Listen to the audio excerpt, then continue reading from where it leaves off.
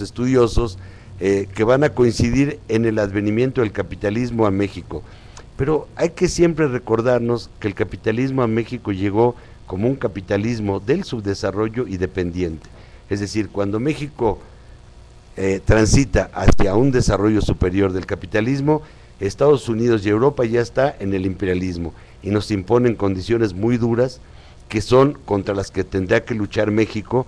Y miren, esto es interesante, yo me desvío un poco como abogado, pero la Constitución de 1857 es una constitución típica del liberalismo a favor del capitalismo y de la propiedad privada.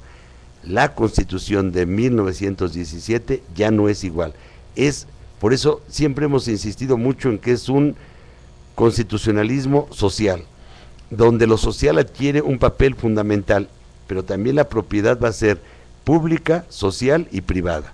Y esto es un cambio muy importante, y en eso muchos revolucionarios de 1810, 1817 y el cardenismo creyeron en que era posible que México fuera independiente, impulsando la propiedad social, la propiedad pública y la propiedad privada.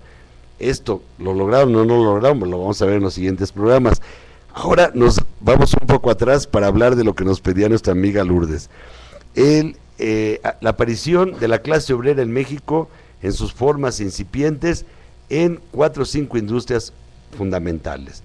La primera, habíamos dicho hace rato, sería la minería, pero cuando aparece el ferrocarril desplaza todas las demás industrias y se convierte en el principal impulso del desarrollo de la economía.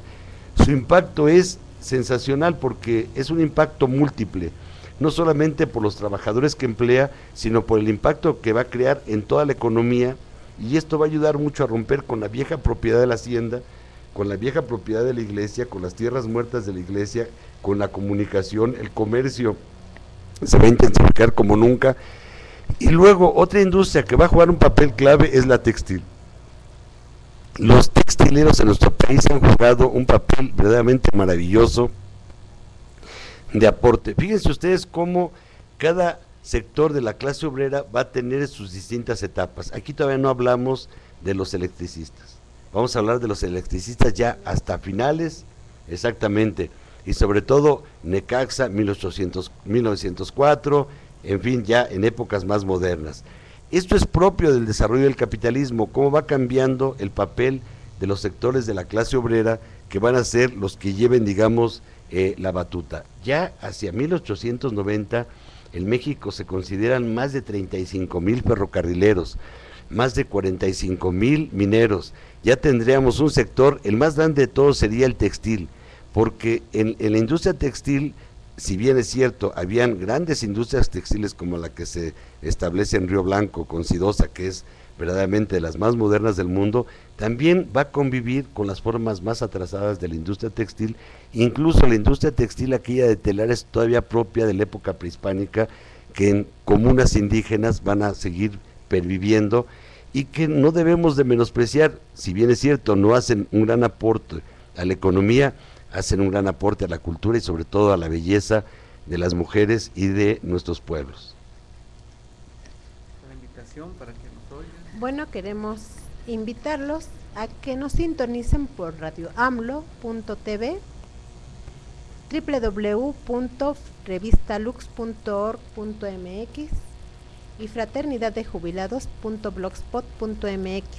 También pueden contactarse con nosotros a través de Twitter, @rudosdelesme, Twitter @radioamlo, o bien directamente vía telefónica al 55352731. Estamos transmitiendo en vivo y nos encantaría que nos dieran su opinión. ¿Qué les está pareciendo este intento, primer intento por recuperar la historia de los trabajadores en la independencia y en la revolución, y antes, durante y después de estos procesos? Licenciado Luna. Pues sigue la invitación para que nos llamen o se contacten con nosotros. Recuerden que está de obsequio una revista que el Centro Nacional de Promoción Social nos hizo favor de donar, que se llama Las 100 luchas en el siglo XX, las 100 principales luchas, que se dejaron fuera algunas, pero no por otra cuestión que no es el espacio. y sobre todo agradecer aquí a las compañeras que están haciendo posible esta transmisión, que de verdad es un trabajo que no se ve, pero que sin este trabajo no sería posible esto. Y también a nuestro amigo Javier Barragán, que tuvo la iniciativa le gustó la idea cuando empezamos en Frecuencia Laboral, de tratar de ver que los trabajadores también no solamente tenemos historias, sino la hacemos y la hacemos a diario, y se hizo posible esto. Y yo creo que es demasiado interés para todos nosotros los trabajadores el que le demos un vistazo a la historia, porque muchas veces terminamos creyéndonos todo lo que nos dicen, y es lamentable porque eso significa desviaciones incluso dentro del movimiento de los trabajadores, principalmente cuando se dan las negociaciones, que pensamos que todo nos lo dan, que es importante que los trabajadores pensemos por nosotros mismos y para nosotros mismos, y no nos damos cuenta que hay un bien supremo que es la colectividad, que es lo que da origen a muchas cuestiones. Mucho se podía decir, o poco se podía decir, de la situación del movimiento de los trabajadores, porque como Oscar y Lulú acertadamente lo han manifestado, de 1800 a 1860 aproximadamente, por ponerle una temporalidad, pues realmente el movimiento de trabajadores no existía como tal. Existían, pues sí, trabajadores, nomás para que tomamos un dato, en 1837 había cerca de 15,000 trabajadores mineros, había cerca de 3,700 trabajadores textiles, y en su mayoría eran artesanos. Entonces no había mucho que decir, pero su participación como parte del pueblo, como parte de la gente que producía en este país, fue de vital importancia.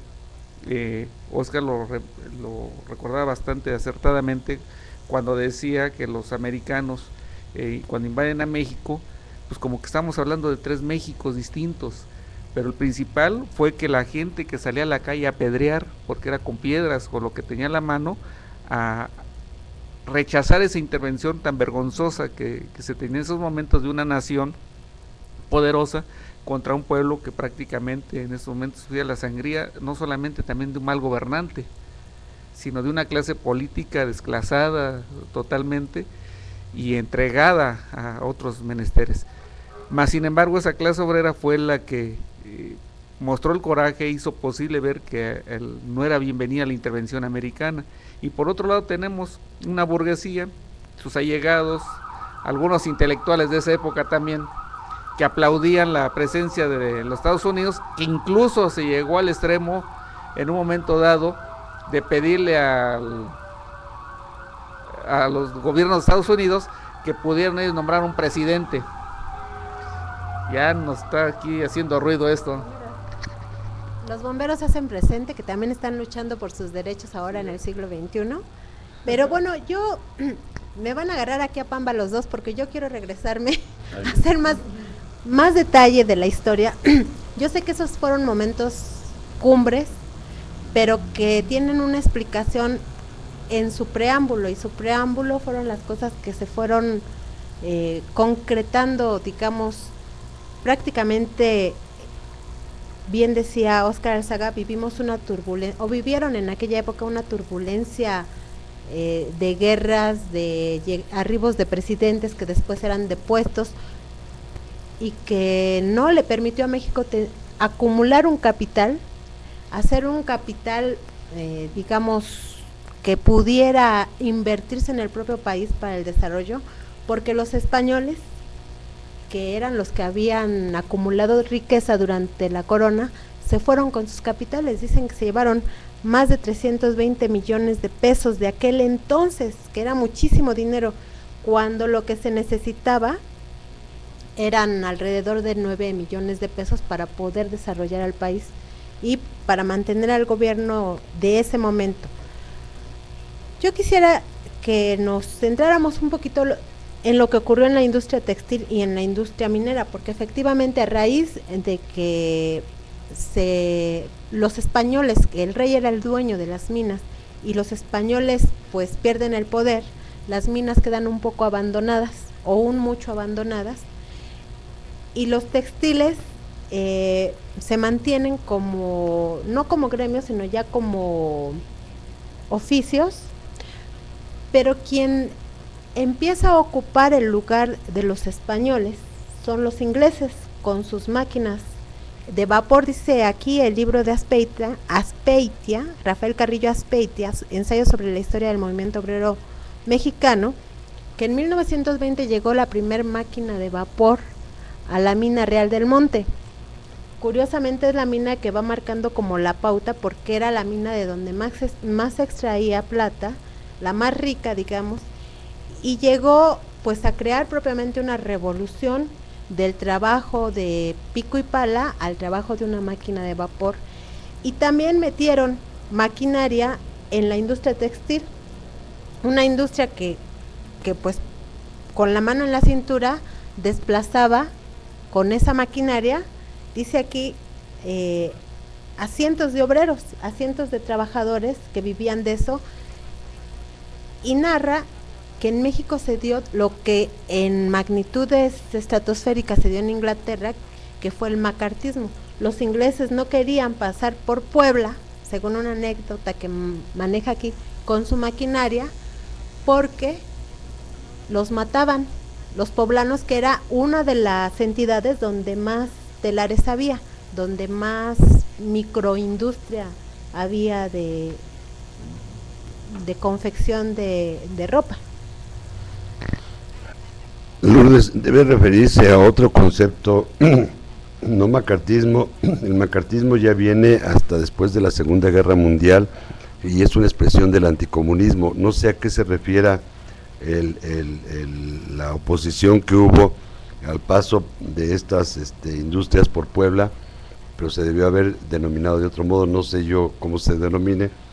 Ahora, bien dices respecto a los mineros y textileros. Miren ustedes, lo que sucede es que no todas las minas eran propiedad del rey, no. Los grandes mineros de nuestro país, uno de los más famosos, que todavía algunas jardines y parroquias llevan su nombre, el señor Borda, del jardín Borda de ahí de Cuernavaca, o Romero de Terreros, dueño de la Valenciana, y así otras. Lo que ocurría es que cuando estos grandes propietarios se hacían de riquezas verdaderamente desmesuradas, sea en Real del Monte, en la Valenciana, en Tasco, en Zacatecas, en Real de 14, cuando dejaban de explotarlas, fuera porque México se independizara, porque se agotaban las vetas, cometían verdaderos crímenes industriales, que era anegar, dejar inservibles esas minas para que, si no era para ellos, tampoco fuera para nadie. Entonces eran verdaderamente despiadados, y por eso es que muchas de esas minas quedaron inservibles y su rescate se ha vuelto tan difícil. Así de cruel también es, hay que decirlo, la actitud de los grandes propietarios, no solo capitalistas, sino también semicapitalistas o ya en la etapa imperialista, ¿no? Hoy se está peleando el agua del mundo porque se sabe que es un producto sumamente lucrativo para la ganancia, no se está pensando en la salud de la humanidad, ¿no? Entonces, esta siempre ha sido un poco la constante del pensamiento lucrativo de los propietarios. Ahora, es cierto, cuando tienen que salir los españoles porque en México se logra la independencia, paradójicamente la logra un Iturbide, que era de los más reaccionarios en nuestro país, pero cuando los españoles en México advierten que ya es inminente, que no se puede mantener ni España como potencia, porque España está sufriendo una invasión por los franceses, ni México como colonia, digamos que tiene la virtud oportunista este señor de ponerse al frente y declarar la consumación de la independencia Iturbide. En ese momento el país no tiene recursos propios, capital propio, inversión propia, y efectivamente, como bien dice, se recurre al capital inglés, que está viviendo los momentos de mayor desarrollo, y viene a invertir justo en la minería y en la industria textil, en los sectores más avanzados de ella, más rápidamente lucrativos, las que más podrían dejarle ganancias, y efectivamente se establecen en nuestro país industrias textiles y algunos sectores de la minería que se recuperan con capital inglés, que van a permitir el resurgimiento del país. Pero el país está viviendo también crisis internas muy fuertes, porque el país, fíjense ustedes, esto no lo debe